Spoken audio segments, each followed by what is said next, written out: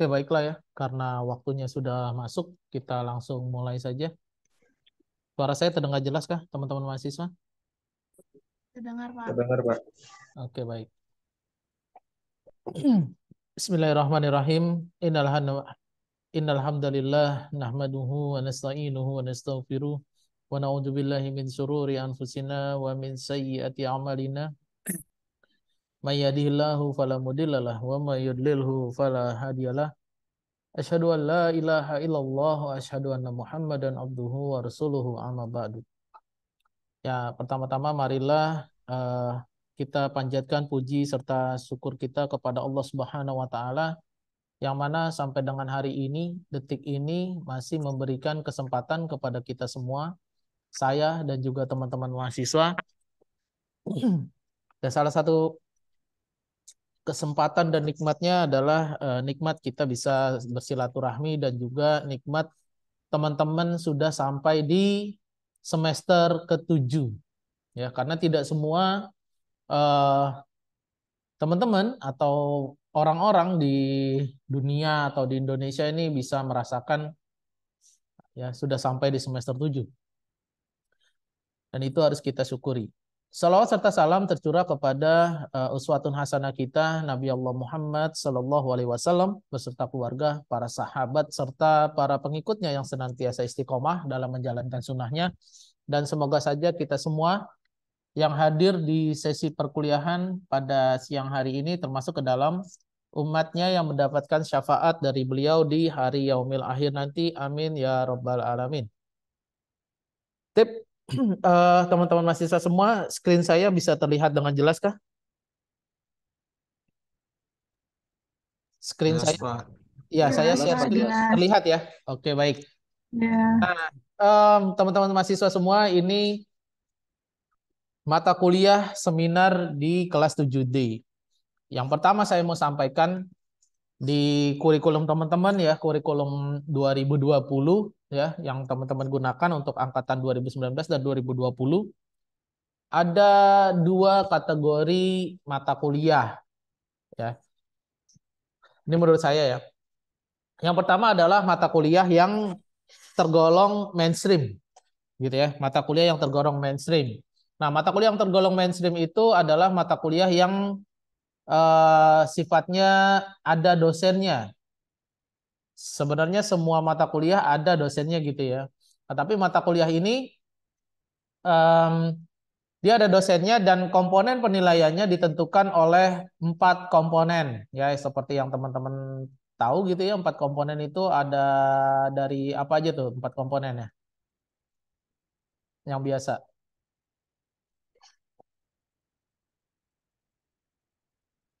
Halo? Keaktifan Ah, eh, yes. UTS, UAS sama tugas, Pak. Betul sekali ya. Jadi ada keaktifan, tugas, UTS, dan UAS ya. Ada 4 komponen ya. Nah ini saya setting dulu ya. Keaktifannya saya bikin 0, UTS-nya biarkanlah segitu, ininya 50.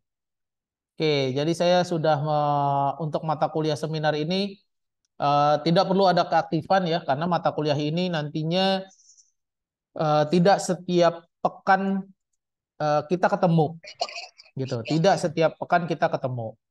Oke. Baik ya, ini saya setting ya. Berarti ada ya biar teman-teman lihat ya, ada keaktifan 0, tugasnya 25%, UTS-nya 25% dan UAS-nya 50%. Oke, sudah saya submit ya. Oke, baik. Nah, artinya komponen penilaiannya ditentukan dari keempat tadi. Nah, ada mata kuliah yang sifatnya anti mainstream. Nah, mata kuliah yang anti mainstream itu yaitu mata kuliah praktek kerja dan skripsi. Artinya mata kuliah ini praktek kerja dan skripsi tidak untuk penilaiannya tidak menggunakan keempat komponen penilaian tadi, tapi didasarkan biasanya nilainya bulat gitu ya. Kalau untuk praktik kerja itu berdasarkan laporan praktik kerjanya, nilai dari pembimbing lapangan dan juga nilai dari sidang praktik kerja. Nah, untuk mata kuliah skripsi ya, atau tugas akhir gitu ya, tugas akhir bisa berbentuk skripsi, bisa berbentuk publikasi, itu nilai akhirnya ditentukan pada saat sidang, ya, sidang skripsi gitu ya. Nah, jadi itu tadi ada mata kuliah mainstream sama mata kuliah anti mainstream. Kita balik lagi ke mata kuliah kita. Nah, kalau misalnya teman-teman lihat di sini ada RPS ya. Nah, kalau misalnya teman-teman lihat nih RPS dari mata kuliah seminar.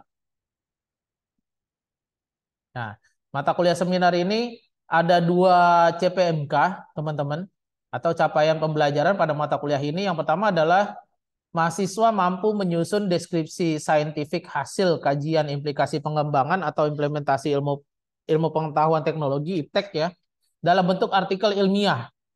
Dalam bentuk artikel ilmiah. Karya ilmiah ya. Jadi karya ilmiah itu bisa dalam bentuk skripsi maupun non skripsi ya, publikasi misalnya. Terus juga mahasiswa mampu menyajikan gagasan secara lisan dan tertulis. Nah, dari situ kita bisa melihat pertemuannya.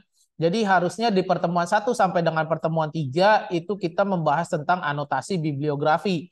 Nah, mungkin ada yang pernah tahu bibliografi di sini seperti apa, teman-teman mahasiswa?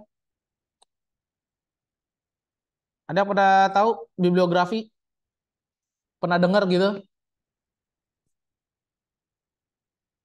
Gimana? Dengar Pak. Ya, apa tuh bibliografi tuh? Seperti apa tuh gambaran besarnya, big picture-nya aja deh.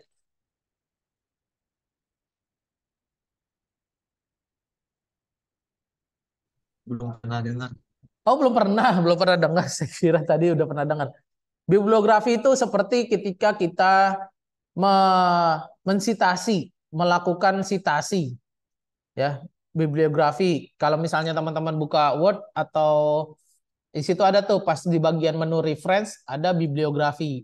Nah, bibliografi ini sebenarnya nggak sulit ya teman-teman, simple aja. Saya coba buka Word deh ya.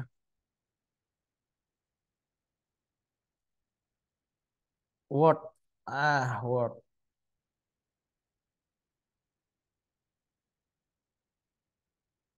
Jadi kita selama 3 pertemuan ini membahas tentang sitasi aja gitu kan. Nah, menurut saya tuh, menurut saya ya itu wasting gitu ya, wasting. Jadi kita, makanya saya bilang di awal tadi mata kuliah ini kita eh, tidak melakukan pertemuan setiap pekan gitu. Jadi mungkin kita hanya masuk di pertemuan dalam 1 semester hanya 4 pertemuan aja ya. Yang pertama adalah hari ini ya, di pertemuan pertama ya. Terus berikutnya adalah di pertemuan keempat kita akan bahas tentang research question ya. Terus di pertemuan setelah UTS kita akan membahas tentang atau mengupas tentang template proposal skripsi ya. Dan di pertemuan 14 adalah teknik presentasi ya. Nah, itu jadi kita dalam 1 semester ini mungkin hanya masuk 4 pertemuan saja ya. Nah, jadi bibliografi tadi balik lagi ya, bibliografi. Nah, ini nih, kebuka 2 ya.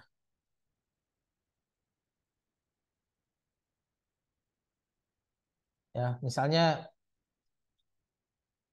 ya saya mau melakukan bibliografi, jadi simpel, apalagi ini bibliografinya atau citasinya ini menggunakan tools ya seperti Mendeley ya dan lain sebagainya. Nah, ini bisa teman-teman lakukan di menu reference ya, reference. Kalau teman-teman klik reference dan sudah menginstal Mendeley ya, sebenarnya nggak perlu Mendeley juga, ada Zotero ya, banyak ya tools-tools untuk melakukan citasi. Ada Zotero, ada Crossref ya, ada Mendeley ya, banyak sih. Nah, biasanya tapi yang biasanya digunakan dan gratisan tuh pakainya Mendeley ya. Jadi kalau yang sudah menginput Mendeley, menginstal Mendeley, maka dia akan muncul di menu sini. Gitu ya. Menu namanya Mendeley Set-O-Matic. Jadi bibliografinya itu adalah terkait daftar pustaka ya. Jadi misalnya ada pernyataan gitu ya. Ada pernyataan dan teman-teman mau melakukan sitasi. Nah, biasanya sitasi itu dilakukan sebelum titik ya, sebelum titik. Nah, ini teman-teman bisa insert citation.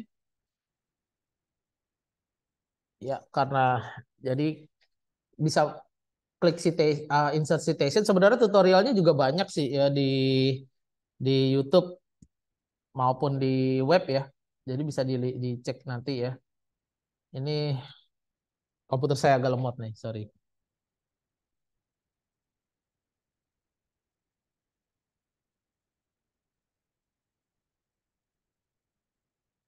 Nah, di sini bisa teman-teman mau citasi jurnal atau publikasi atau buku ya, yang mana gitu ya bisa dicari berdasarkan nama, ya kan? Misalnya ini, nah teman-teman tinggal oke aja, nanti dia akan masuk sendiri gitu. Nah, dia akan masuk sendiri nih, karena teman-teman sudah menggunakan tools Mendeley gitu. Nah, dia udah masuk sendiri. Terus kalau misalnya ada pernyataan lainnya setelah ini gitu kan. Nah, terus mau melakukan citasi, sama caranya ya, insert citation, cari juga misalnya Kimball, Ralph Kimball, Ralph. Nah, ini buku nih ya, ini buku, tinggal citasi aja. Nah, bibliografinya itu adalah daftar pustakanya, tinggal insert aja langsung dia otomatis keluar. Ya. Jadi dia otomatis keluar, kita nggak perlu tulis-tulis lagi dan kalau misalnya belum sesuai sama template-nya ya, karena biasanya kalau di skripsi kita makanya APA, American Psychology Association, maka dia otomatis berubah seperti ini. Kalau di jurnal-jurnal ada jurnal yang mensyaratkan IEEE gitu ya, tinggal kita ganti aja. Jadi simpel, sesimpel itu ya bibliografi. Jadi eh kalau kita ngomongin bibliografi tadi ya, jadi kalau sampai 3 pertemuan nih wasting time gitu. Kalau kita mau belajarin bibliografi karena cuma sebegitu aja. Nah, itu ya. Jadi itu. Terus di mata kuliah ini nanti ya saya akan share. Jadi UTS-nya, targetnya ya, target UTS-nya adalah karena mata kuliah seminar ini adalah gerbangnya dari skripsi, ya, gerbang pintunya dari skripsi. Jadi di mata kuliah ini nanti ketika pada saat UTS-nya adalah hanya mengumpulkan bab 1 saja. Mengumpulkan bab 1 lengkap dengan cover, daftar isi, daftar tabel, daftar gambar, ya, dan juga daftar pustakanya. Jadi, tapi hanya bab 1 saja. Dan sudah disetujui atau di ACC oleh dosen pembimbing skripsi. Nah, dari mana kita dapat dosen pembimbing skripsi? Dari mata kuliah ini. Nah, nanti setelah pertemuan ini, ya teman-teman, nanti saya akan share Google Form atau isian ya. Teman-teman bisa bisa isi dengan topik penelitiannya, ya topik penelitian yang teman-teman cari atau yang pengen teman-teman ajukan gitu ya. Terus kumpulkan dulu 10 artikelnya, ya 10 artikel yang relevan dengan topik penelitiannya. Terus disitasi gitu ya, ada pernyataan apa gitu disitasi dan mengajukan nama dosen pembimbing skripsi. Nama-nama dosen pembimbing skripsi nanti juga akan saya share ya, semua dosen di Prodi TI gitu. Nah itu cuma nanti mengajukannya ada 3 pilihan ya, sorry, bukan 3 pilihan, 3 alternatif.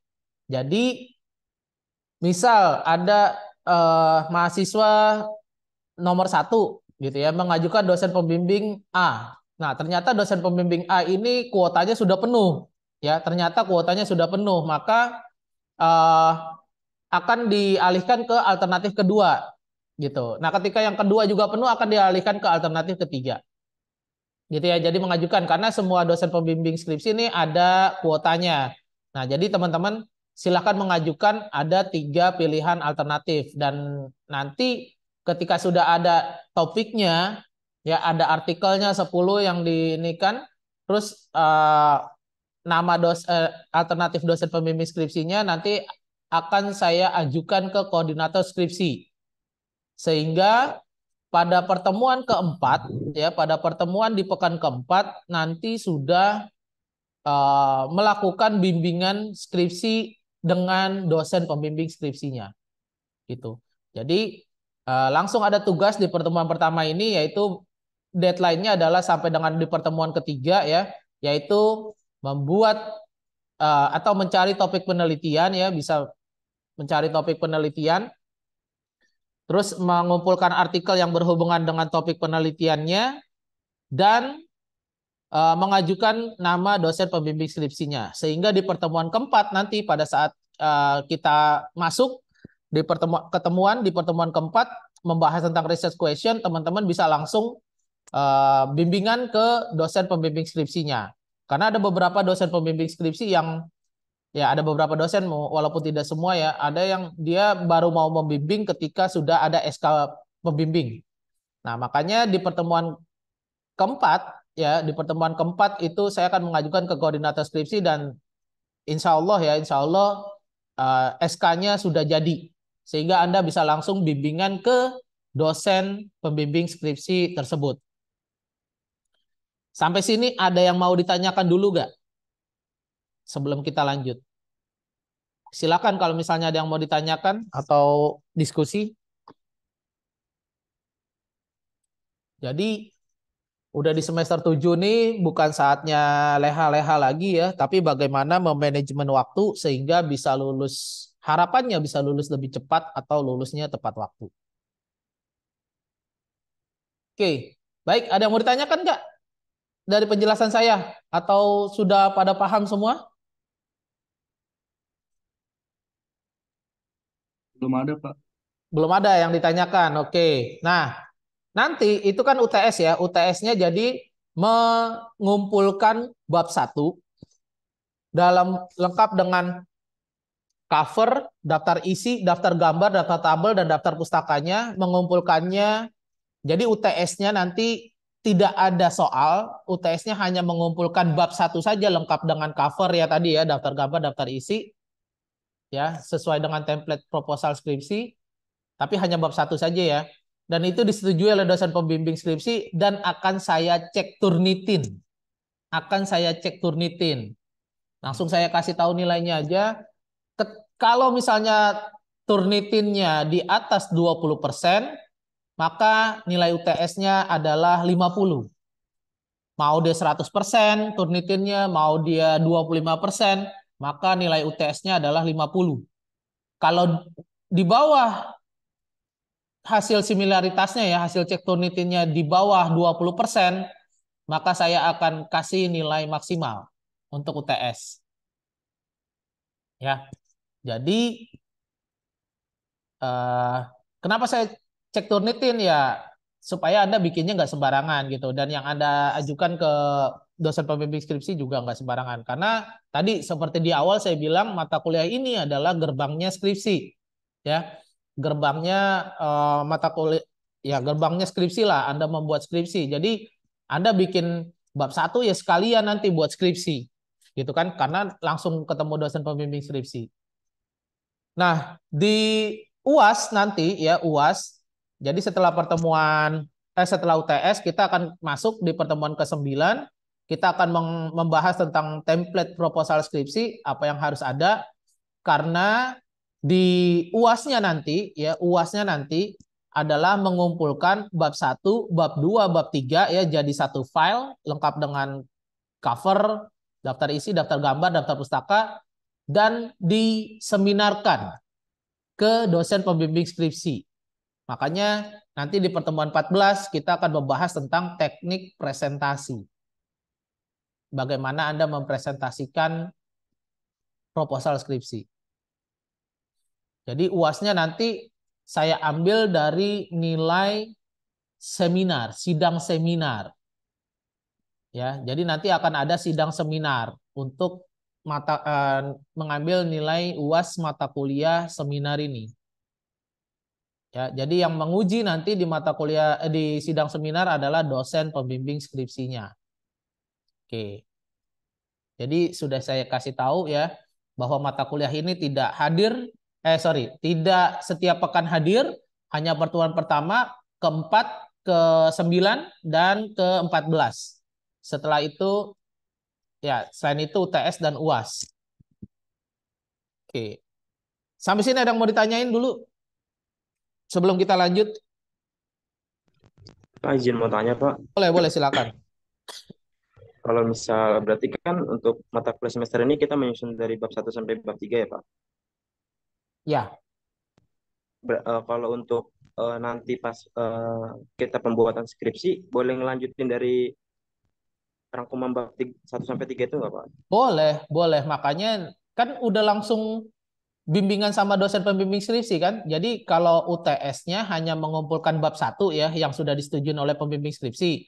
Nah, setelah UTS tuh kamu udah bisa melanjutkan bab 2 dan bab 3 bimbingan ke dosen pembimbing skripsi. Nanti di UAS-nya, UAS mata kuliah ini ya, sidang seminar, ngambil nilai mata kuliah dari sidang seminar. Nah, sidang seminar apa yang disidangkan? Yaitu bab 1, bab 2 dan bab 3 ke dosen pembimbing skripsi.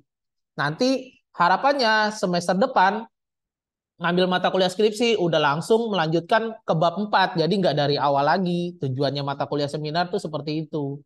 Gitu ya. Jadi tadi untuk menjawab pertanyaannya siapa tadi ya? Lupa saya. Nah, itu ya boleh dilanjutkan karena memang tujuan mata kuliah ini seperti itu biar Anda lebih cepat gitu. Tujuannya adalah biar Anda lebih cepat.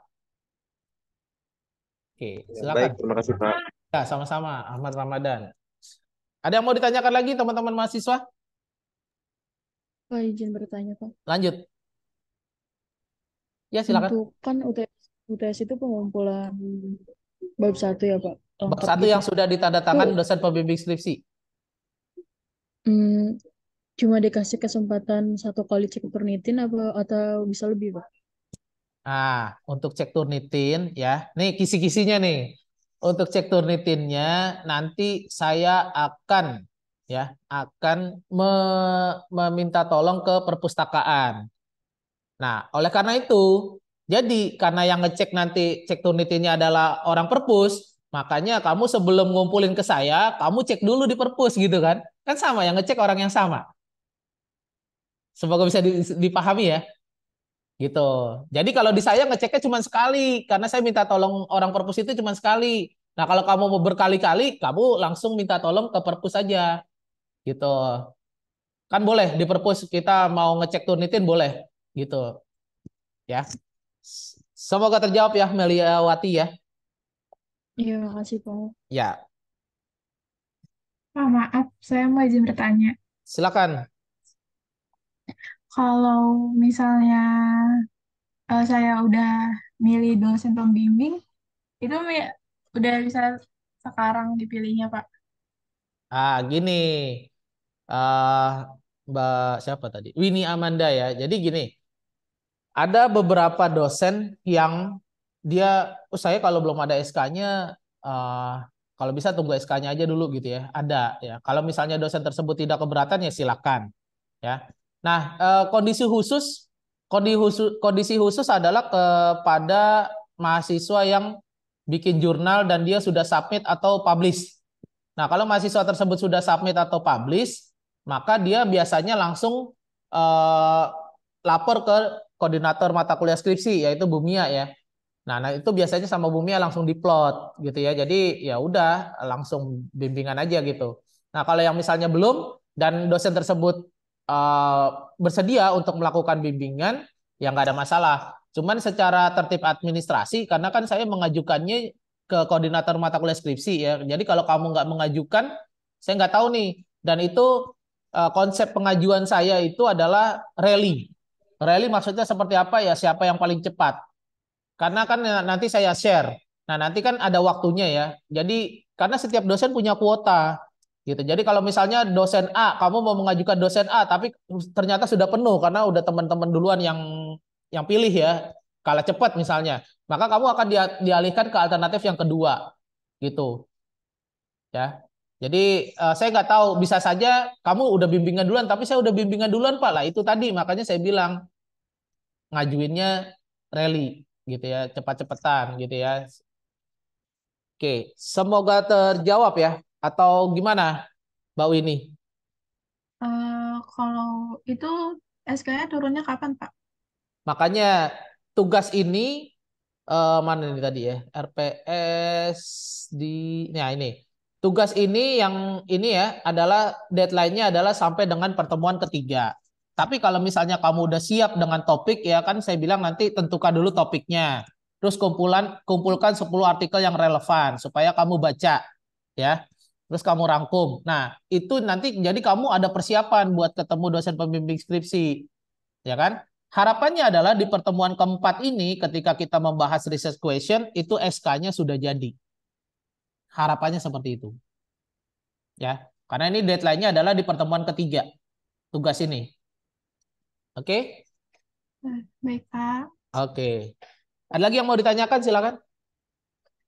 Udah, Pak. Terima kasih. Ya, yang lain?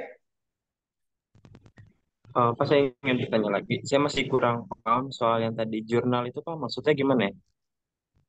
Kalau kita udah punya jurnal, berarti kita nggak perlu SK lagi, Pak, gitu.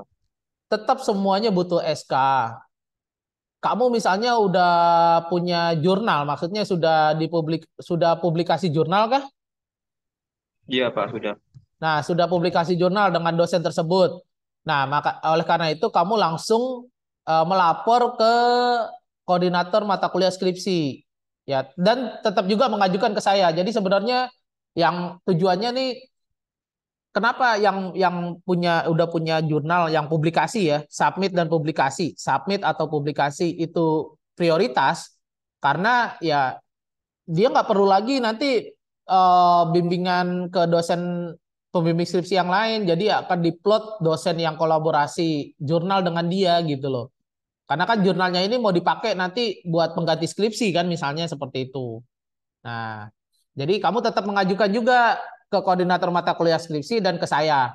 Nah, cuman kalau misalnya udah punya jurnal, udah publish gitu ya, maka di pengajuannya itu nanti dilampirkan link publikasinya, link publishnya.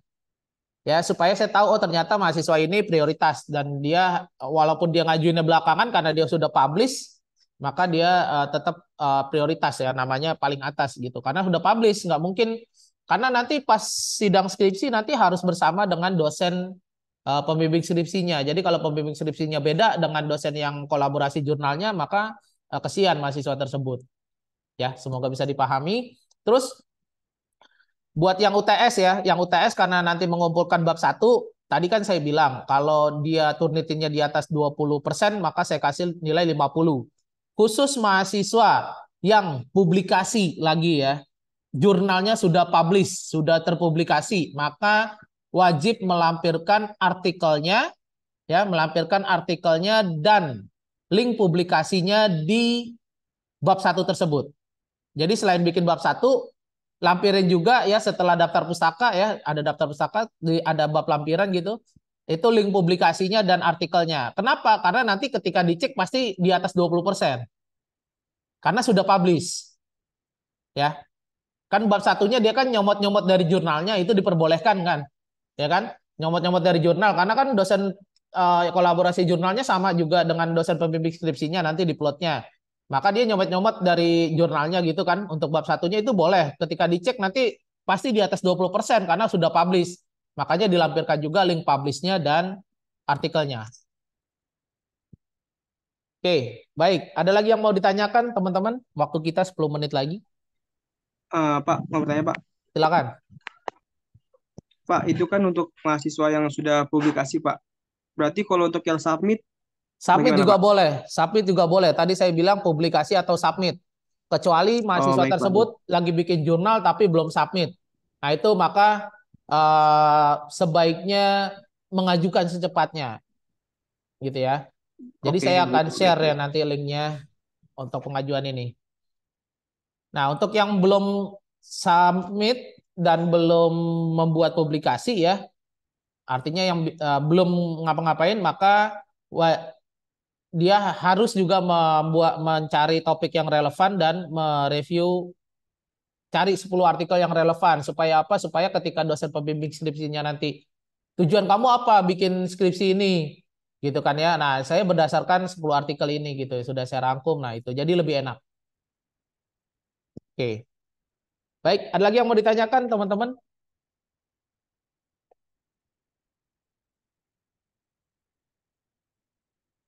Oke, tidak ada pertanyaan. Jadi saya ulangi lagi bahwa mata kuliah ini kita tidak ketemu setiap pekan, ya, hanya di pertemuan pertama, keempat, ke-9 dan ke-14. UTS-nya adalah mengumpulkan bab 1 lengkap dengan cover, daftar isi, daftar gambar, daftar pustaka, ya. Dan akan saya cek Turnitin. UAS-nya adalah teman-teman melakukan sidang sempro atau seminar proposal yang apa namanya? Yang disidangkan adalah bab 1, bab 2 dan bab 3. Yang menguji adalah pembimbing skripsinya. Jadi jangan sampai di pertemuan keempat ada yang belum mengumpulkan tugas, ya, karena Anda nggak kebagian dosen pembimbing skripsi nanti. Nah, buat yang misalnya mengajukan 3 alternatif, dosen A, dosen B, dosen C. Dosen A-nya udah penuh, alternatif keduanya juga udah penuh, alternatif ketiganya udah penuh. Maka nanti otomatis koordinator mata kuliah skripsi akan mencarikan dosen lain yang masih tersedia kuotanya untuk dijadikan pembimbing. Dan itu tidak dikonfirmasi lagi ke mahasiswa yang bersangkutan, gitu ya, karena dosen-dosen 3 alternatif pilihannya sudah penuh. Baik, itu mungkin teman-teman mahasiswa. Ada yang mau ditanyakan terakhir? Oke, baik ya. Semoga bisa dipahami itu, dan saya secepatnya saja ya berprogres. Oke, baik. Kalau misalnya tidak ada yang ditanyakan lagi, saya akhiri pertemuan kita ya di mata kuliah seminar ini. Tujuannya biar lebih cepat teman-teman ya, dan supaya bisa mengerjakan tugas-tugas yang lain ya, karena semester 7 juga banyak ya mata kuliahnya ya teman-teman, kurikulum 2020 ini. Itu mohon maaf apabila ada kekurangan. Nasrun minallah wa fathun qarib wa basyiril mu'minin billahi sabilil haq fastabiqul khairat. Wassalamualaikum warahmatullahi wabarakatuh.